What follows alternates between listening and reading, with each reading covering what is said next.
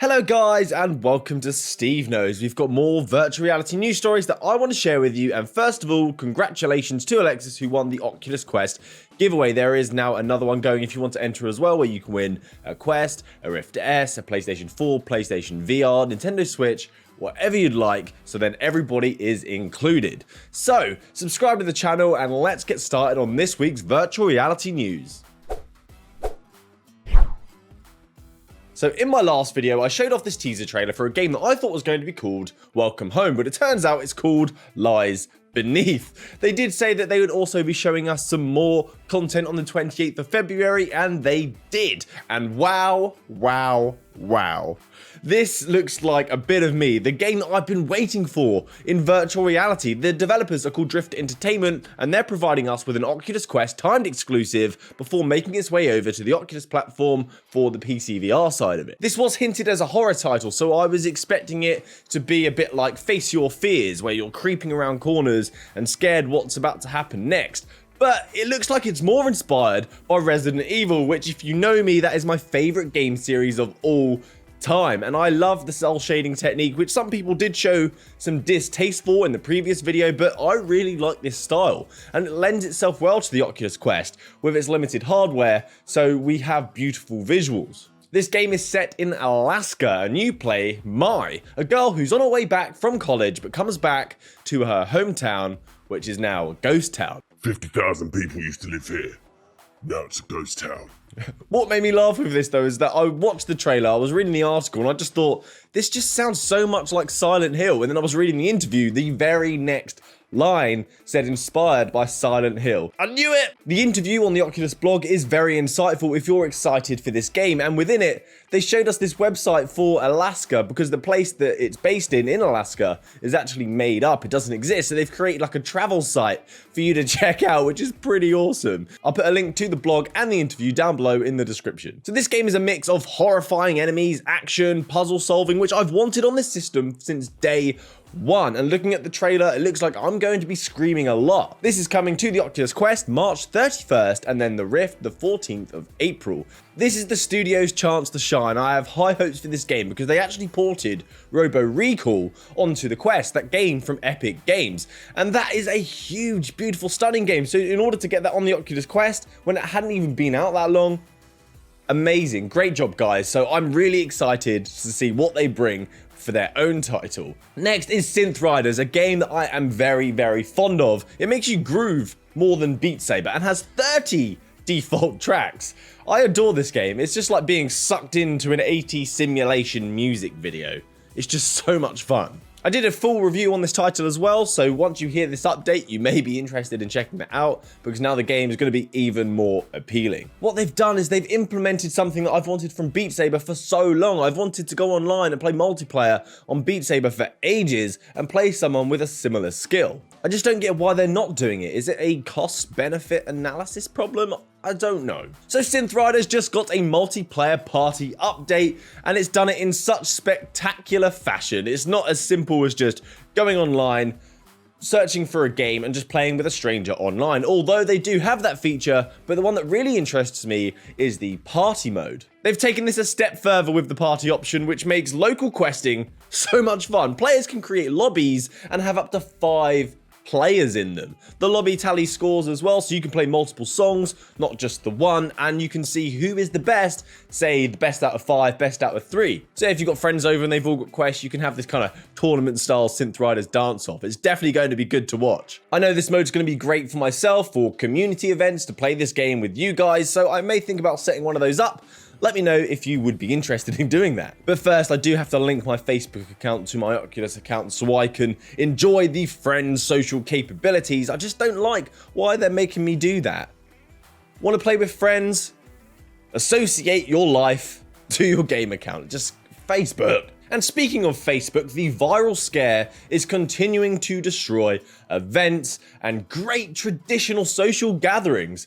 Facebook have decided to cancel F8. Their F event 8 will not be occurring this year. Well, it will, but just not the in-person, the physical event. Instead, they're going to be releasing online content and live stream. Can you imagine if Facebook didn't cancel the event? People coming from all over the world come to F8 and they get sick, that is terrible PR for Facebook, so it's probably a good idea not to do it. What they actually said was this: in light of growing concerns around the COVID-19, we've made the difficult decision to cancel the in-person component of F8 this year in order to prioritize health and safety of our developer parties, employees, and everyone that helps put F8 on. On top of that, GDC has also now been postponed as development companies just kept dropping out one by one like flies from the event due to the health scare as well. It started off with Facebook and Sony, but since then we've seen even more big ones such as Unity. They posted this on Twitter: we've made the tough decision to cancel our on-the-ground activity at GDC 2020 due to the current conditions with COVID-19. The health and safety of our employees, partners, and friends is our priority. More info to come that we'll be sharing with you soon online. Not Unity, that's awful. And then after, Unreal Engine come out and state the same thing, that they're not attending the event either. Two of the biggest virtual reality engine providers not attending the Game Developer Conference is just a disaster. They said, here at Epic, we were excited about participating in GDC 2020. Regrettably, uncertainty around health concerns has made it an unviable option to send out our employees, so we've made the difficult decision to withdraw attendance. Seems a bit like a fashion trend at this point. And because of all of these big players dropping out of GDC, that's Facebook, Sony, Unity, Unreal, that they've decided to postpone the event. So hopefully people can actually attend it, because no one's gonna turn up otherwise. People from all over the world are just gonna be scared of the virus themselves. But they did release a statement as well saying about how upset they were and that they had plans of restarting the event at the end of summer. There is also an FAQ section of people asking, can we get a refund, because maybe they can't attend the event anymore, so they would like their money back. And yes, you can. I will leave a link to this article and all the FAQs, because if you were attending the event, you may find it useful. Let's talk about the Room VR now. A release date and a new trailer has just dropped for the Room VR. This will be released on the Oculus, PlayStation, and Steam platforms, one of the few titles to actually release on everything on the same day. This did also used to be a mobile phone game, but this series has now been given a new lease of life in virtual reality, and you'll actually be able to experience and live in the tension now. The game will be set in the British Museum based in 1908, where you are to solve the mystery around the missing Egyptiologists. I said it first time! People that study ancient Egypt. This kind of game leaves you to your own devices. It's up to you to explore and find clues on what to do next. But things get creepy in this title, blurring the lines between reality and illusion. Don't expect just an easy puzzle. And I like this. Sometimes I just don't want a full action-packed game. I just want to sit back, relax, do some brain training by solving some puzzles, and this game does that perfectly. This is coming March 26th. Might have to fit this around Half-Life Alyx. So now, a while back, I spoke about on the channel the Nvidia Turing series cards were getting an update for variable rate supersampling, and that would enable for much sharper visuals in the center of the screen. I spoke about this way back in January, but not all games supported this. They had a list of around 24 games, I think it was, but this was great news for us virtual reality gamers, especially if you owned a Valve Index, because it really pushed for those additional frames per second. The company have claimed an average of 50 frames per second improvement when using the variable rate supersampling over their normal supersampling. So if you've got a Valve Index, you can now hit those peaks, those high refresh rates that only you guys can seem to hit.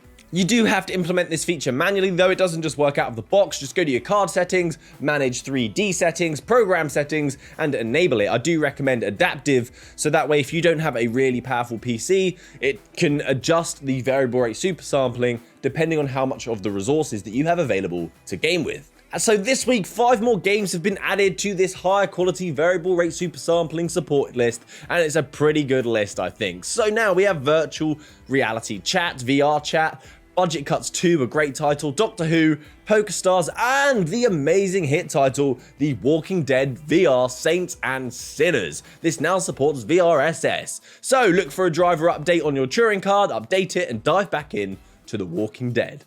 Oculus, they're back at it. Crisis VRigade, this amazing game, has been denied once again from the Oculus store after the title has had such huge success on SideQuest with over 50,000 downloads. It's one of the most successful games on that site, and it's available on Steam VR and for PlayStation VR as well. They were denied again. So they were denied before, but they went back to the drawing board, downscaled the game, optimized it, and they had plans to release additional content for it as well, and they wanted to release the title to make this cost feasible because it's currently free on SideQuest. But no, denied again. Diego Martin posted on Twitter and said this: Crysis VRigade has not been accepted to the Quest store, and Oculus said this in their email response. After review, you have not been accepted to have Oculus Store access. This is a shambles. The game runs and plays fantastic on the Quest. It's not just some random title. It's a well fleshed out, well-rounded title. And because of this, it looks like they're going to be releasing the game, hopefully, on SideQuest for a small cost, because we've seen success with games like To the Top. And with this, they should bring additional content and hopefully up to 3-player co-op, which sounds fantastic. I'd be down for getting this game again if I could do that. I'd like to take this opportunity to thank my patrons, Pug, Boggit, Shynee, and Jason. We just had our first charitable donation where we took the money gained from Patreon and gave a nice big cut to a charity of your choice. This time it was cancer research, and I love it. Doing VR for good. Thank you guys for supporting the channel, and let's continue to do great things. So that's it from me today, guys. Thanks for sticking around and watching to the end of the video. Please join the giveaway, subscribe to the channel, stick around for next time so you don't miss out on any of the virtual reality news. Happy gaming. Good day.